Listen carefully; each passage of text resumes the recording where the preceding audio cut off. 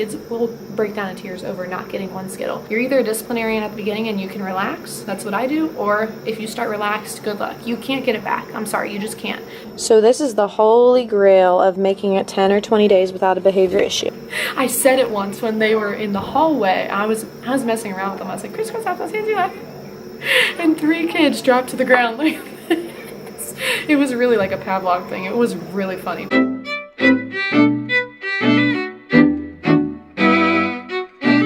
Hey guys, this is Chelsea Hiller from Teaching in Pearls and welcome back to my channel. So today I wanted to film a little bit of a sit down explanation video of how I deal with behavior and discipline, specifically in the elementary music classroom setting, but I have used this same behavior system with 6th through 8th grade, my middle school kids, choir for 2 years, worked successfully, and I've also used it off and on with high school.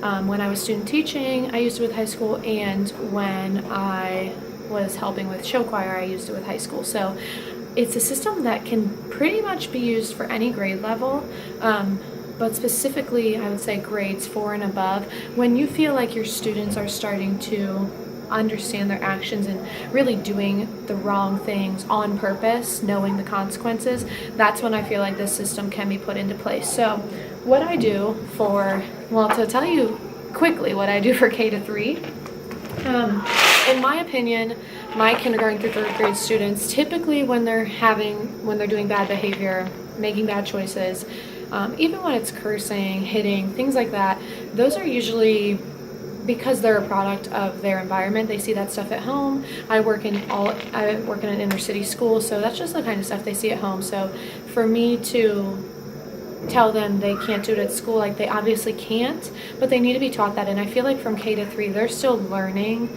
how to separate school behavior from home behavior. So what I do with K to 3 is very simple. I use positive reinforcement all the time. This is my rainbow. This is actually an idea that the art teacher at my school told me. She's been using it for like 15 years. So what I do is I constantly reward good behavior with a singular Skittle. It sounded crazy to me when she first told me about it. I was like, there's no way these kids are gonna fall for one Skittle. You would be shocked. Kids will break down in tears over not getting one Skittle. So I use one Skittle all the time. Like if I see a kid doing the right thing, I'll say, thank you so-and-so for sitting crisscross applesauce. Or I'll say, wow, look at this whole first row. They're gonna get a Skittle because they did this. Or often they'll try to work towards getting a Skittle before they leave. Like just one Skittle. Yes, I know. It's crazy. But do be aware if you have students with diabetes. I have one kindergartner who's extremely diabetic, so her class, I have a tiny little sheet of stickers. They get a sticker. So I use the Skittle rewards, but I also like to keep track of how a group is doing because the teachers like to know like how their class behaves. So what I did at the beginning of the year was I took a Polaroid picture of each K to 3 class and wrote the teacher's name on it. Here's just an example. And then I simply put a little magnet behind it. These go on my board. This is a little keyboard. It says 1, 2, 3, 4, 5, 6, 7, 8, 9, 10. That's pretty much how many classes they have in a quarter. So 5, if they get to 5, so that means the whole class has gone a day without any color changes or card flips, depending on the grade level and what their class uses for behavior graphing. If they get to 5, they get to play ukuleles. If they get to 10, they get a party day. So that's a good way to track just overall how certain classes are doing. And the 2nd, 3rd graders, they really like the competition aspect of that, so that works really well with them. Now here's the good part. This is what I developed by myself. Well, I believe maybe not by myself. I think I had the help of my cooperating teacher, my mentor teacher, Rachel Flyshaker, when I was student teaching with her. But I know I started it while I was student teaching. I don't know if maybe it was her idea, who knows, but Rachel, if it's your idea, I'm sorry. But I have fine-tuned it a lot more since I student taught almost 4 years ago. Wow, that's crazy. But anyways, so I have this hanging on my board at all times. It says music class rewards for 4th through 6th grade. I use this same exact system with middle school the past 2 years, and I have used it with high school, and it worked fine. So what happens is students every single day earn participation and behavior points in my class. I don't give a lot of written assignments. I don't do a lot of turn-in assignments, so I base pretty much all my grades off of their participation and behavior. So every single day in my grade book, I have a graph, has date, it has, let me show you. Okay, so I'm not going to zoom in because there's student names on here and stuff, but this is the teacher's name. Across here's the date. Down here are the students' names. These are, I just pre-filled in all the dates that I would see them for this quarter before Christmas break. Every single day you'll either see a number, or you'll see an X, or you'll see something like A or S or A2S. A means absent, and if they're at the nurse or they're just not in my classroom during the bell, I just put absent because I can't track where everyone is. I just need to know if they were in my room or they weren't in my room, unless I send them to the nurse. That's different. But if they're suspended, I put an S because it's nice to remember, like if a kid's been gone off suspension and suddenly they're in my class, it's nice to remember that they weren't just absent, like maybe they were suspended for a month. It happens here. A to S is our in-school suspension, so I like to keep track of that too. But anyways, if they don't lose any participation points for the day, so they've done a good job, they've been listening, they've been doing what they're supposed to be doing, then that would be the first day of their streak. So I would write a 1. If they've done it 2 or 3 days in a row, you'll see 1, 2, 3. Once they get to 5, 10, and 20, they get a different reward every single time. So basically how it boils down is I'm constantly rewarding the kids who are doing the right thing, because they often get overlooked. You know, they get overlooked by the kids who are doing the wrong thing. So it's an individual basis. The kids who are doing the right thing are getting rewarded. The kids who are doing the wrong thing are starting over every single week. So if they do break a rule, then I put an X through that day. So they start over. The next time I see them, they start back at 1. The good thing about this is that they can start over every single week. They don't have to, I only see the kids once a week. They don't have to wait till the next month. They don't have to wait till the next quarter. They get a fresh start every single week. If you're gonna start your streak that week, that's fine. Maybe you'll make it 20 this time, who knows? And I've had kids make it to the day 20, do something bad, and start all the way over, because they don't get the reward unless they make it through the whole class period. And I'll usually end class like 2 or 3 minutes early. While kids are lining up, I'll get rewards for the other kids. So here's what my rewards are. And these definitely vary by school. I had different ones for middle school because they like different things, but overall it's a general, it gets better as you get higher. For elementary school, 4th or 6th grade, 5 days in a row with no behavior issues, which, believe it or not, at the beginning of the year, it takes classes forever for someone to get to 5 because they're testing you, you know, they're not sure if you're really going to take it seriously, but I'm very, very serious about the points and taking their points and starting them over.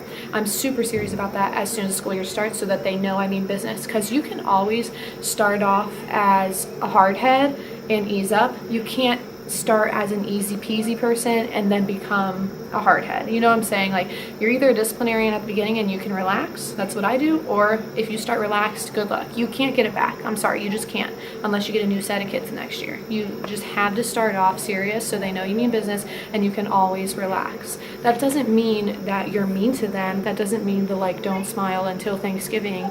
You're supposed to still care about them and show that you love them, but you need to be very serious about your rules at the beginning of the year, or you're setting the tone for just a negative school year. So anyways, 5 days in a row, they get a little piece of candy. I just have a big bucket over there. It's like Kisses, the chocolate, just really random stuff. Honestly, if kids bring me candy, I usually will end up throwing it in there when they're not paying attention. Or, you know, just like those little candies that I don't need, I don't want. I always have something like sour, something sweet, different choices. Sometimes I've had mints in there and they like those. I don't know, they want anything, you'll get them. So a little candy, or they can pick their seat for one class period, because I do assign seats. Yes, they're on the circles on the floor, but they're assigned circles. They can choose a song for the class to listen to. For older kids, I definitely emphasize, what is the word? I put emphasis on the fact that there has to be a clean version. I will let them listen to inappropriate songs if there's a clean version, because all of my students know the inappropriate songs. They know that if they start saying the words out loud, or if they get loud or crazy, then they lose that privilege for the rest of the school year. So if it's a song, usually I listen to rap music, so I usually know what it is, and if like the whole theme of the song isn't inappropriate, then as long as there's a clean version, we can listen to it. However, if it's a song where the entire meaning of the song is like degrading to women or about gangs or drugs or whatever, then we don't listen to it. And they are usually very receptive to that. They're like, okay, here's a different song. So that's not usually an issue for me. Usually they pick songs that are just on the radio and everyone knows anyways. And some kids will pick fun songs like the Cha-Cha Slide and stuff. So 5 days in a row, they can pick the little candy, choose their seat, choose a song for the class to listen to, or be my light board engineer. Over here I have one of those light boards that I got from Walmart where you can change the letters. Kids really like picking that because they like putting their name on it. 10 days in a row, they get something every 5, every 10, and every 20 days. Like, they don't have to save them up. I like rewarding the kids who are doing the right thing. 10 days in a row, they can choose something out of my toolbox, which is like the prized possession of the classroom. I'll show you in there in a second. They can choose their seat for one class period, choose a song for the class to listen to, light board engineer, or get a good phone call home. I've had one kid choose that this year, and all the kids were like, "Oh, you need that, man," which was hilarious to me. 20 days in a row, they get to choose one of these things, and I have my Polaroid camera, and I just had my first 2 students get to 20 days in a row, so I need to take their picture after we get back from break, because anyone who gets to 20 is going to get their picture in my Hall of Fame. I'm just going to write Music Hall of Fame on some sort of paper and then tape them on my wall, because I have a blank space over there. So that's just something cool, so everyone sees who got to 20 this year, because they can only get to 20 like twice in a school year, because I don't see them that much. And then, in addition to getting their picture in the Hall of Fame, which they don't have to if they don't want, but they all will, they can choose something out of the treat drawer, or pick their seat, or choose a song, or good phone call home, or change a light board, or be teacher for a day. Yeah, I know. Hear me out. They love this. They don't actually get to man the whole class period, but they get to pick one of the activities that we're going to do. So like, if there's a certain game we play that they like, then we'll play that. It's pretty much my jurisdiction. If I want them to do their teacher for a day for 5 minutes, they'll do 5 minutes, and it'll still be amazing for them. So it's up to me how long they get to be teacher for the day. But sometimes at my middle school, they would come up with really good ideas. Like, one of the games that my student came up with, I ended up playing for the rest of the time that I was at the middle school. Like, it was a really creative game that he came up with. It was really fun. But anyways, now here's the fine print at the bottom.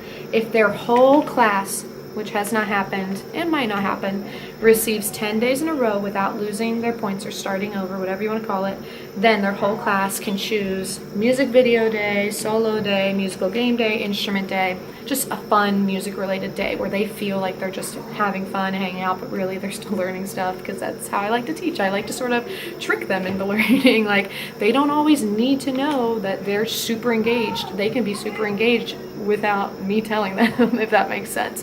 That's like my best tactic for teaching music, is that they don't always know that what they're learning is extremely valuable until they're done learning it. And then I'm like, by the way, that's what you just did. And they're like, I thought we were just playing around. So here's the toolbox. So my toolbox is always locked with a padlock, because I learned my lesson after getting stolen from at the middle school so many times. So let me unlock it. So this is the holy grail of making it 10 or 20 days without a behavior issue. These are all things that I've collected from Sam's Club, Costco, places like that. The fidget spinners I ordered off of Amazon in bulk, and they actually were only like 50 cents a piece. Those have obviously been a huge, I don't know, they've been huge with my kids. I have Flamin' Hots, I have Laffy Taffy, Airheads, there's Pixie Sticks down here. There's pens and pencils, because not every kid technically wants candy or chips. Oh, those Flamin' Hots are open. That's not good. I'll take those out. There's also Cheez-Its down there. There's Cowtails. So fidget spinners, pens, pencils. So that's pretty much it, but they freak out when they see this for the first time, because this is like everything that they love. So that pretty much explains my behavior plan. The students really love the rewards every single day, every class. Kids will want to know what day they're on. I always save like the last 5 minutes of class, because I see them for 45 minutes. The last 5 minutes will be getting rewards and getting them all lined up and materials put away. I always begin class by taking attendance. I say your name if you're here. They say their name. I read a number, what day they're on. And some kids, every single week, they're at day 1 because they started over again and again and again. And those are the kids who are making a conscious choice to not behave. But that reminder sometimes will be all they need to have a good day. I've never had students where I read that they're on day 1 and it like shuts them down. If anything, all of my students, sometimes they'll want to know why, like they won't remember why they started over. And at the middle school, when I saw them every single day, I could usually recall that, but at the elementary, I say, guys, you know, you need to ask me the day of, because I see 600 or 700 kids every week, and I don't remember why you lost your points last week. So they know that by now. But at the middle school, I could usually recall and be like, buddy, don't you remember you hit someone in the face yesterday? And they'd be like, oh yeah.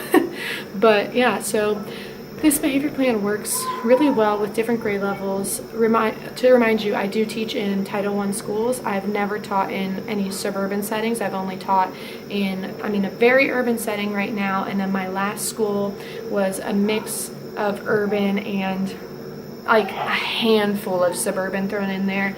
And then where I student taught was extremely urban also. So this is the clientele that I like working with. This is the clientele that I choose to teach. I'm not sure if these methods would work in a suburban or a rural school, but I don't see why they wouldn't, because just the idea of constantly rewarding the kids with good behavior is really helpful. By the way, when I saw the students every single day, the points were set differently. So they had to get to 10, then 20, then 30. Oh yeah, once they get to the top number, they start over and start earning the same things again and again and again. So I'll have a couple kids this school year, since I see them once a week, I'll have a couple kids probably get to 20, and they might even get to 20 plus another 10 by the time the school year is over. So they just are constantly being rewarded, constantly being reminded of what good behavior is and what you get for being good, because a lot of times they don't get anything for being good. The bad kids get attention and the good kids get to be held back for recess, you know, like there's just, I remember being in elementary school and getting group punishments, and I was such a good kid, it would make me mad at that teacher, the adult, because I'm like, why am I getting punished? I did all the right things, but I don't like that method of discipline, so I don't do that method of discipline in my classroom. And even if I see them 1 week, they still need to know their behavior, they still need to know how to act. I don't really have like set rules. They know my rules, but we don't have we don't say the rules out loud or like whatever, you know, that's not how I run my classroom. I do a lot of my teaching of the rules through modeling, through catching kids doing the right thing and acknowledging that out loud. But basically K to 3, we sit on the, all grades, we sit on the floor on circles. They have an assigned color for the circles because I have yellow, purple, blue, orange, green, and red circles. So they know what color to go to. For older kids, I usually will count down from 30 once they enter my room, and they have 30 seconds to be in their seat. Little kids, I always sing crisscross applesauce, hands in your lap, and that's their cue, and they sit like that, and they're so used to it. They are like trained to do that now, honestly. It's like almost like a Pavlov thing. Like now when they hear that, they're like, boop. I said it once when they were in the hallway. I was messing around with them. I was like, crisscross applesauce, hands in your lap. And 3 kids dropped to the ground like it was really like a Pavlov thing. It was really funny, but they're used to it now. I also do a lot of attention getting stuff for the little kids. So one good thing I like to do if they're really out of control, I go H-E-L-L-O, and they repeat that. This is how we say hello. This is how we say hello. Move your feet to the beat. Can you feel my heartbeat? H-E-L-L-O, and then H-E-L-O, and then H-E-L-L-O, H-E-L-O, and then I just mouth it the last time, and they love that. It gets them engaged like that. They think it's fun, and it's another like behavior thing that they're used to now. So I literally was in the gym today because I was we had a performance at our school, and I was waiting for the performers to pack up their instruments, and so I was helping the gym teacher keep her class under control, and I just yelled out H-E-L-O, and immediately they're all like doing it because they're just so used to it.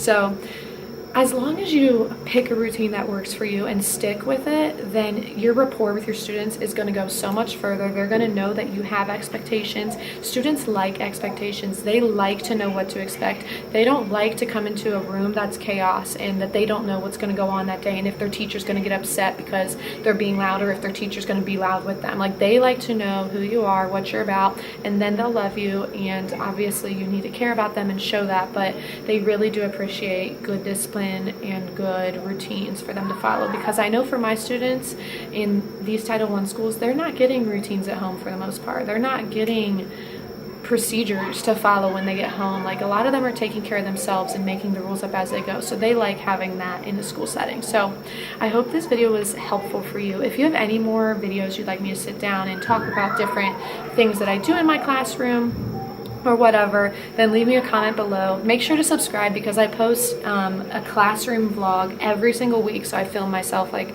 during the school days, not teaching, not with children, but usually just talking about the week every single week. And then I post some random fun videos like this. I'm also in the midst of doing Vlogmas right now, so I'm posting a vlog every single day until Christmas. So thank you guys for tuning in, and I hope you enjoyed it.